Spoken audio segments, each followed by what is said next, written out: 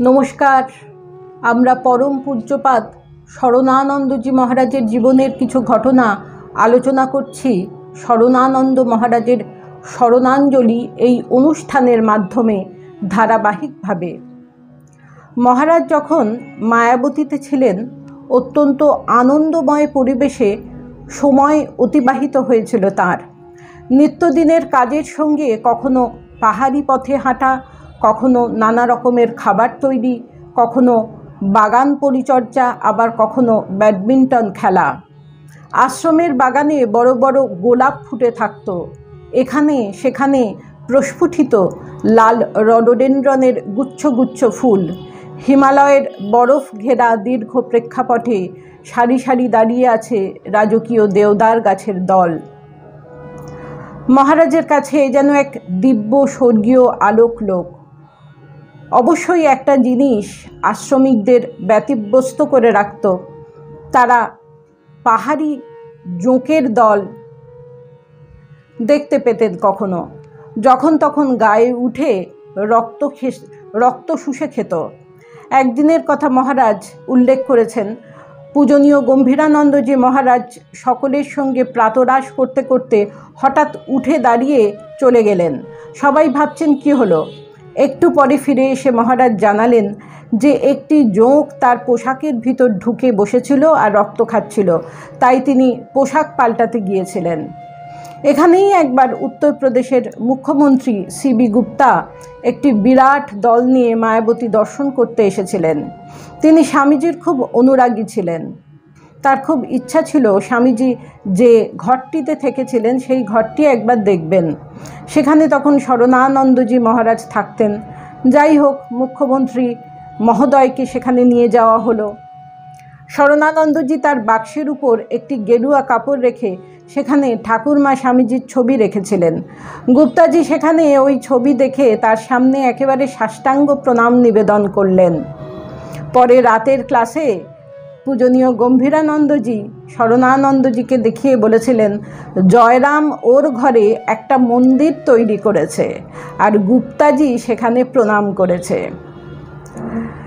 জয়রাম মহারাজ পরে মজা করে বলতেন, পরের দিন থেকে ওই ছবিগুলি সুটকেসের উপরে না রেখে ভিতরেই ঢুকে গেল। আর একবার মালকানি নামে একজন অধ্যাপক মায়াবতীতে আসেন 15 দিন থাকবেন বলে। তিনি মহারাজকে বলেছিলেন, আপনাদের গাছগাছালিগুলিকে যত নিরীহ বলে মনে হয় তারা কিন্তু ততটা নয়। মহারাজ জিজ্ঞাসা করলেন, কেন, তারা কি করেছে? অধ্যাপক মালকানি বললেন, আমি একটি গাছের পাতা তুলে নিয়ে গেলাম ঘরের ফুলদানিতে রাখবো বলে, ওমা, সেটি আমার হাতে দংশন করল। মহারাজ হাসতে হাসতে বলেছিলেন, আপনি আর কোনো ভালো ফুল বা গাছের পাতা পেলেন না? আসলে এই পার্বত্য এলাকায় এই গাছের পাতাগুলি খুবই দেখতে পাওয়া যায়। এগুলি হলো বিষাক্ত বিছুটি গাছের পাতা। অদ্বৈত আশ্রমে দিনগুলি এভাবেই খুব আনন্দে কাটছিল। কিন্তু শরণানন্দজির এবং আরও 2-1 সাধুর খুব ইচ্ছে ছিল তুষারপাত দেখার। তখন শীত আসছে। তারা পরিকল্পনা করেছেন যে অনেকটি পাহাড়ি পথ হেঁটে তারা বিসাং গ্রামে যাবেন। কিন্তু আশ্রমের ম্যানেজার বারণ করলেন। আকাশের মুখ ভার। 1961-র 17ই ডিসেম্বর কিছুটা অপ্রত্যাশিতভাবেই হঠাৎ তুষারপাত শুরু হলো। মহারাজ সেই দিনের ঘটনা স্মরণ করে বলেছেন, সাধুরা সবাই দুপুরের আহারে বসেছে, এমন সময় হঠাৎ আমাদের রাধুনি ছুটতে ছুটতে এসে বলল, বরফ গিরতা হ্যায়।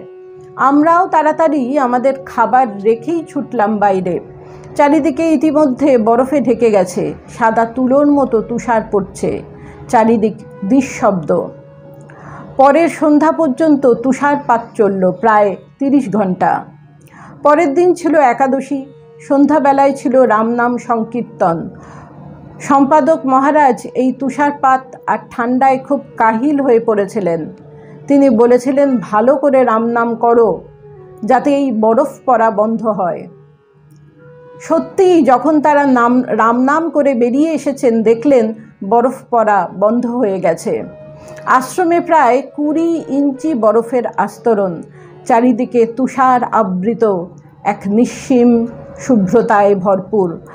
আকাশে ভরা চাঁদের উজ্জ্বল আলো তুষার শ্বেত আবরণের উপর পড়ে এক অপূর্ব বিচ্ছুরণ ছড়িয়ে দিয়েছিল চারিদিকে। পূজনীয় মহারাজ বলতেন, সমগ্র স্থানটি ছিল যেন রূপকথার দেশে চলে যাওয়ার মতো এক অভিজ্ঞতা।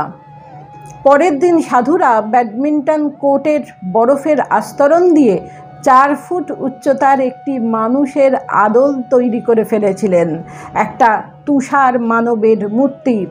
সম্পাদক মহারাজ সেই মূর্তিতে চোখ তৈরি করে দিয়েছিলেন, মুখের উপর গোঁফ লাগিয়ে দিয়েছিলেন, পতাকা গুঁজে দেওয়া হয়েছিল, তাতে লেখা হয়েছিল ওম তৎসৎ। নমস্কার।